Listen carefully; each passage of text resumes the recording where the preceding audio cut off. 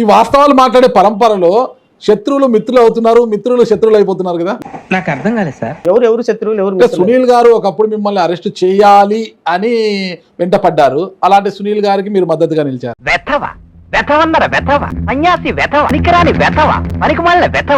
ఒకప్పుడు మీరు త్రిపురార్ గారు మిత్రులుగా ఉన్న మీరు ఉపసభాపతి స్థానంలో ఉన్న ఆయన ఎలా పెట్టుకుంటాడు ఆ ఫోటో? అంబేద్కర్ మేము మీకన్నా ఎక్కువ ఇష్టపడతాను అంబేద్కర్ అని, సూట్ వేసుకున్నారంత అంబేద్కర్ అయిపోతారని ఆయన కొడితే పళ్ళు రాలిపోతారు. ట్రైన్ లో అంత బిల్డప్ ఇచ్చావు, బతుకు తెరువు కోసం సార్. నువ్వు వేసే యాశాలకి చేసే పళ్ళకైనా సంబంధం ఉందేంట్రా? అసలే సార్, మా అమ్మ కూడా ఇదే అంటది. అంబేద్కర్ అంటే ఇష్టం ఉన్నటువంటి వ్యక్తి ఏం చేయాలి నువ్వు? మాకు తెలియదు సార్, మీరు దేశ ముద్ర కాబట్టి చెప్పండి. మీరు ముదురు కదా, మీరు అందరు నాకుతుంటారు కదా. ఒక అంబేద్కర్ స్టాట్యూ, ఒక అంబేద్కర్ సంబంధించిన బ్యానర్ అడ్డంగా ఉంది. అడ్డంగా ఉంటే what you are supposed to do? చెప్పరా కాకినాడలో పుట్టిన కాకినా కొడక.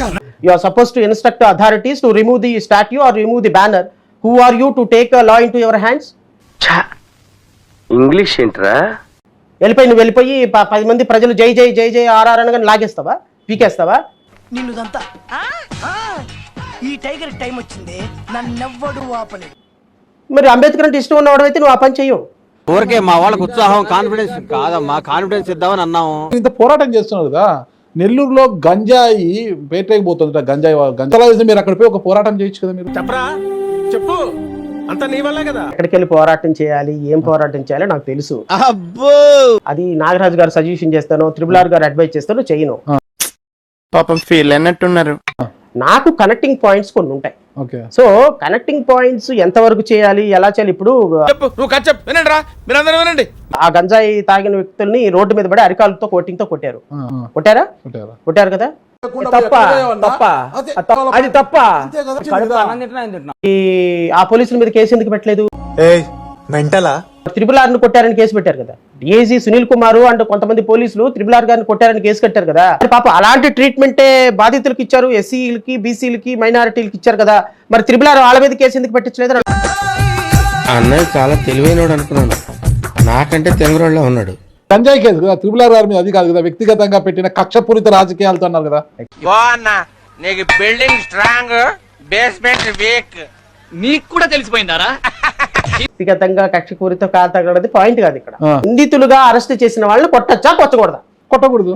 మరి కొట్టారు కదా, కేసు పెట్టినట్టు నేను ఈ పంచింగ్ పలక్నామాకే పంచా చెప్తా. పవన్ కళ్యాణ్ ని, చంద్రబాబు నాయుడు, నారా లోకేష్ అడిగేది హోమ్ మినిస్టర్ అనిత ఓన్ చేసుకుని పిల్లండి కోర్టులో.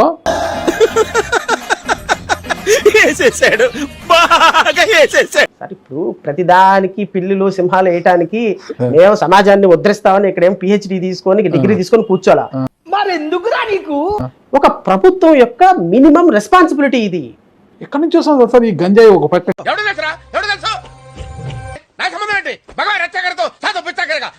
కేసులు అరెస్ట్ చేస్తున్నా గంజాయి వస్తానే ఉంది, కిలోలు కిలోలు కిలోలు కిలోలు టన్నులు అయిపోతుంది. అంత ఎక్కడి నుంచి వస్తుంది అంటారండి ఇదంతా? Good question, you are a good question. Sarcastic గా అడగను అంటే ప్రేక్షకుల కోసం నిజాయితీగా ఒక మాట మాట్లాడు. చెప్పండి.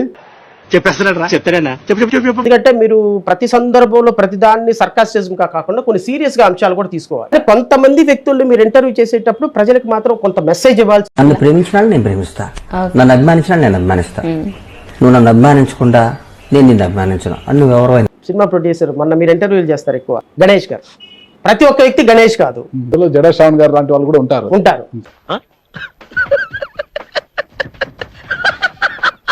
సో కొంతమంది అలాగని ఎవరు తక్కువ కాదు, ఎవరి స్టైల్ ఆఫ్ ఇది వాళ్ళు. ఇప్పుడు చెప్పినటువంటి ఒపీనియన్స్ మీద వచ్చిన మీమ్స్ బహుశా ఇంకా ఏ మీమ్స్ ఏమో రాలేదేమో, but I take it as a positive.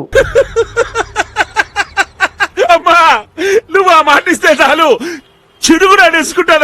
అంటే పవన్ కళ్యాణ్ పవర్ జనరేటర్ అయిపోయి లోకల్ ఎమ్మెల్యేలకి ఇన్కమ్ రాకుండా చేస్తున్న సందర్భంలో లోకల్ ఎమ్మెల్యేలు తప్పనిసరి పరిస్థితి అయ్యి ఈ గంజాయి వ్యాపారంలోకి ఈజీ మనీ తీసుకోవాల్సిన పరిస్థితికి వచ్చేసింది. స్ట్రాంగ్ ఎవిడెన్స్ ఏదైనా ఉంటే చెప్పండి. ఎవిడెన్స్లు ఎమ్మెల్యేలు గంజాయి వ్యాపారం చేస్తున్నారు వాళ్ళ అనుమతి లేకుండా మొక్క కూడా పెరగదు.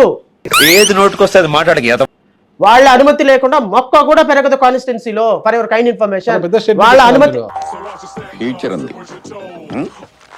వాళ్ళ అనుమతి లేకుండా గంజాయి టోల్ గేట్ల కూడా వెళ్ళదు. వాళ్ళ అనుమతి లేకుండా గంజాయి పెరగదు. వాళ్ళ అనుమతి లేకుండా గంజాయి ట్రాన్స్పోర్టేషన్ జరగదు.